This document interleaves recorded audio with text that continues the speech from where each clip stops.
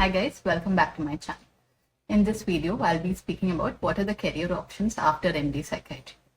Towards the end of my MD, I had two major challenges. The first one was the MD exam and the Viva in itself.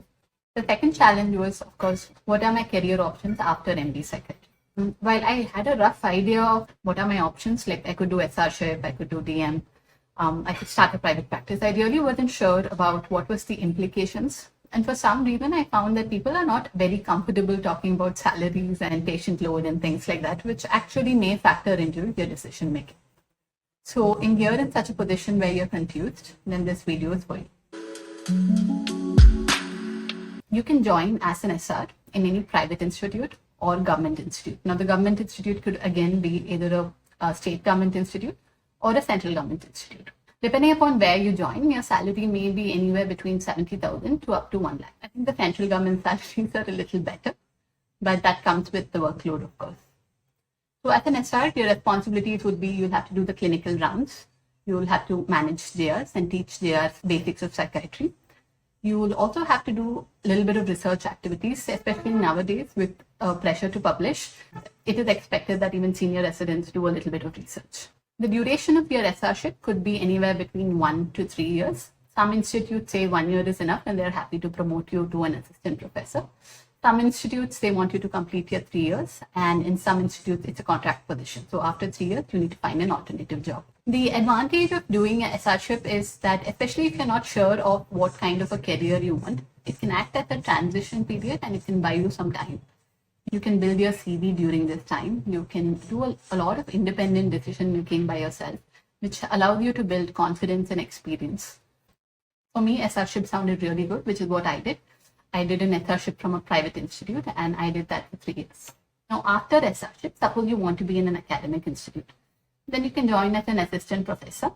Some institutes, even during SRship, they will allow you to have private practice in your free time. That is, suppose if you're working 8 a.m. to 5 p.m. in an institute, after that, between 6 to 9 p.m., you can have your own practice, which could be a good thing because then you can kind of dip your feet into private practice also and see how you feel in it. You can also gradually build up patients. Suppose if that's your goal, you want to do a private practice, and then that's a really great option to build the number of patients and trust, get a good reputation, and then transition into private practice.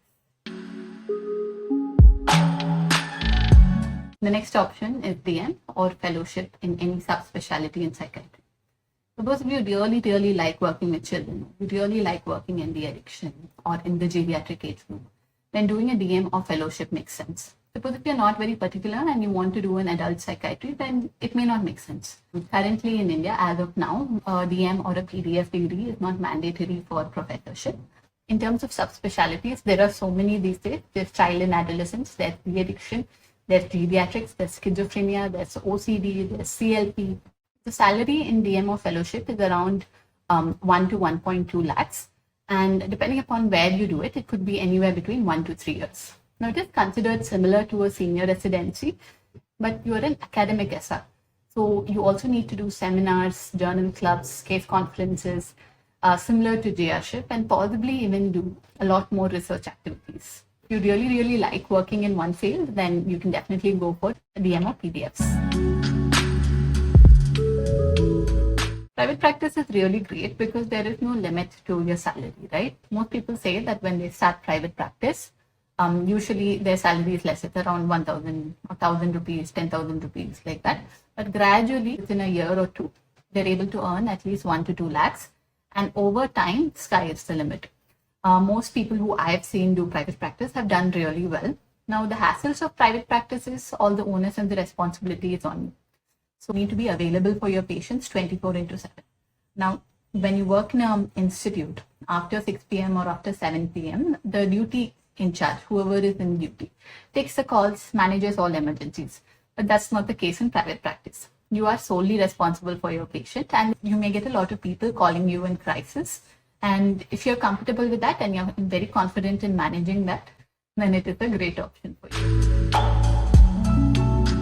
The fourth option is going abroad. As far as I know, it is very possible to go abroad to UK, Australia, and as well as Middle East. Now, the salary is vastly different.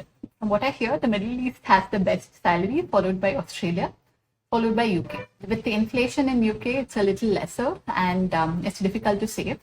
But on the whole, in terms of working hours, UK is a really good option. It gives you a very good work-life balance. The way that people do this is they form groups. So you network and you identify people who are also planning to migrate to the country that you want to go to. And you form like a buddy system. And in that way, you can kind of get your forms filled together. You get whatever signatures that's required, or get all the required English tests and things like that. You can do that together. So it's a little easier for you. And they also are several WhatsApp groups which are formed by people who are actually migrated abroad. So they're actually in UK or Australia or Middle East. And through those WhatsApp groups, you can contact those who have already done it, and they will help you with all the procedures for the migration. Fifth option that I want to talk about, and this is particularly popular here in Karnataka, is the DMHP, the District Mental Health Program.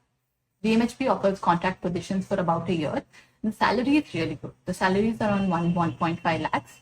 And the working hours are also great. So it's somewhere between 10 a.m. to 5 p.m. The really great thing about this contract position is that, again, it can act as a transition. Okay, you get to do a lot of trainings too. So if you're really into community psychiatry, then this is a really nice position to have in your CV.